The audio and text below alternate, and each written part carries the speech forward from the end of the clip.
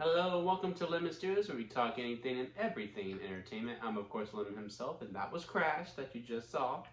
And this is my episode 5 review of Andor, the latest Disney Plus show that feels nothing like a Disney Plus show. And I mean that in the best way possible. This is a very mature episode, and I said in my TikTok review as well, of like, I just want to know how are kids responding to this show? Because this ain't because again, this is just not your typical Disney Plus show. From anything, Star Wars, Marvel, anything, it's just not. There's not a lot of laughter. There's not a lot of smiling. It's not very whimsical. Crash. He got a hold of the stuffed animals. Yeah, we're just gonna have to deal with it.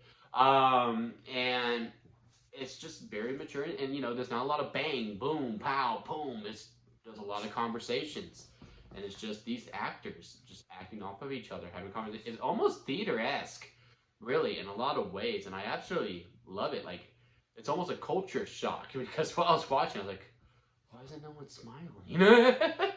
Not that I need. I'm just like, God dang, this ain't what I used. This ain't just isn't what I'm used to. It's gonna take me a little bit. Thank God we have 24 episodes. Hopefully by episode 13, I'm like, yeah, it's Andor. But yeah, again, this was very much like a theater-esque episode. It's just conversation, the calm before the storm, if you will. But not as to say there was some thunder in this episode as well. The main things that I will say that I have criticisms over was just how frustrating the whole rebellion group is. Now, this is like before Rogue One, so this is like early Rebellion, I believe. If I'm wrong, please let me down low in the comments below. I'm a very casual Star Wars fan. Like, I'm not super into the lore, but I do enjoy Star Wars. And if it's super early, then I guess I'm much more understanding. And that's what I'm going off of. Because this whole, like, all right, we're just going to tell you your part, and then no one is going to know in a movie that works. However, they just kept going back to that well, and it was like it just became redundant for me in some places of like, you're not really who you are, and like this the constant bickering of like, okay, well, you should be on the left. Nope, just do what you're told. Okay, fine, we'll do what they say. And then like, okay, no, I'm gonna fly it. No, you would do what you're told. No, I'm gonna fly it. Okay, like it's just it was just that same type of conversation over and over again. I did like the last one though, when he finally was like, yeah, no, I'm getting paid. If y'all don't like it, I'll go on. I'll walk, and I'll wish you good luck. But don't you dare use me as an excuse as to why this plan ain't gonna work. Because even though I'm getting paid, I'm here for much more. But I know you were all scared, and y'all want out. But don't use me as the excuse. I really liked that scene of it because it was very like clear that was what's going on. Um, but yeah, all the conversations were just very, very, very engaging and just felt very real. Like, one of my favorite things about this show is that it doesn't feel like a galaxy far, far away.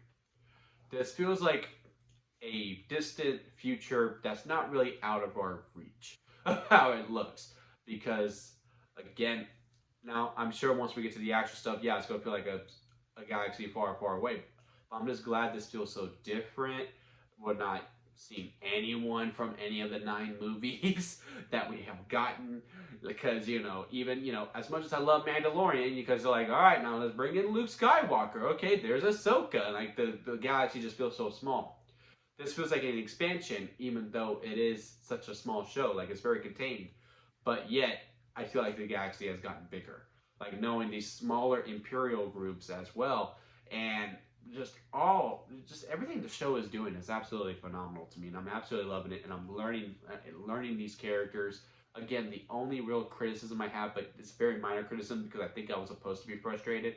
Because from Andor's eyes, yes, it's very frustrating. Like, okay, you're not telling me the whole plan. How can we trust each other if we can't trust ourselves?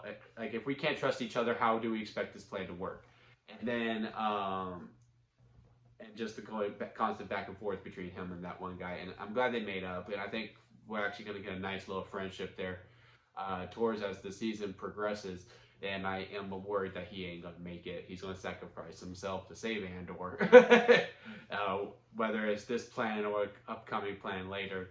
But yeah, overall, I am very much loving the show. But what did y'all think about Andor? Comment below. Let me know. If y'all like this video, give it a thumbs up. And if you like me, hit that subscribe button as I'm trying to grow into my YouTube career. And that'll be it from me, guys. And I'll see you here next time at Lemon Studios.